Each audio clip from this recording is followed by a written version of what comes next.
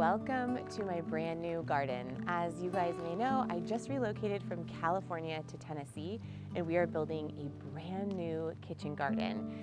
I'm gonna have about 19 raised beds. We're gonna build them ourselves. You're gonna get to see the entire process unfold from the ground up, including how I use my beautiful greenhouse throughout the year. I'm so excited.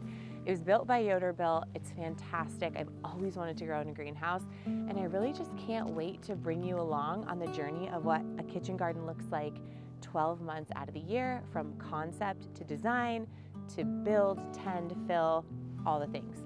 So come on, let's get started.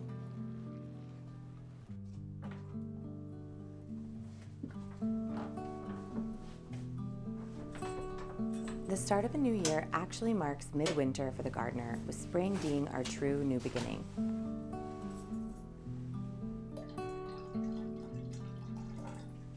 In the greenhouse, we're tending to the greens we keep for cooking and start everything that will be grown outside. January is also a great time to get your heat and ventilation set up properly, as well as make sure you have amendments, supplies, and tools ready to go as the year progresses. Order your trays, seeds, and soil now if you can. Today I'm going to be starting some cauliflower in soil blocks. It's my favorite way to start seeds because it's easy and it's super sustainable. The first thing you have to do is mix up your soil, and I like to just use 3 ingredients: compost, coconut coir, and perlite. I'm going to mix my container with half compost and then half perlite and coconut coir, which I already have pre-mixed.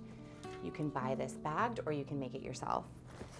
I'm going to take a few scoops of this, and this coconut coir and perlite mixture creates porosity in your soil. So it creates air pockets and the ability for water to move well and also stick to that soil. You want sort of a sticky but loamy mixture. So I'm gonna mix this all together and then add some water and show you how sticky I want it.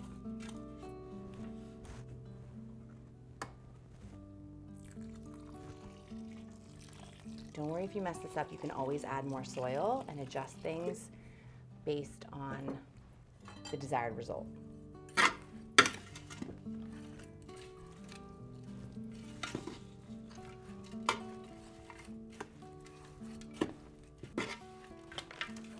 Okay, so you have to get your hands dirty. What you want is this. You want this to stick together and stay solid because it will dry out and you'll be watering it each day. But to start, you really want something that clumps together, it doesn't fall apart, but it's not too heavy.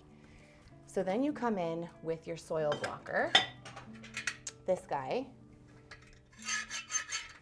and you fill him up with soil. You can do this with your hands, you could scoop it, however you can get these blocks filled with soil, and then we will press them into our tray. There you go. So you have 4 perfect little soil blocks with some dents for your seeds.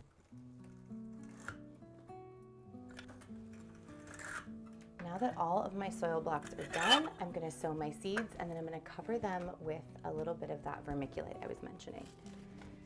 So we are sowing purple cauliflower today, lavender cauliflower, and you can't find those at the store. They taste so amazing. These only have to be sown about a 1/4 inch deep. So once they get in their little holes, we'll just gently sprinkle some soil on top just to close up these little dents. And then we'll come through with our vermiculite, just very loose. It's like a chef sprinkling salt, the final touch. I'm gonna even everything out to make sure they are closed off and getting that darkness they require. Lastly, you're gonna add your label, and then we're gonna set these off to the side and start watering them tomorrow and keep them moist until they germinate.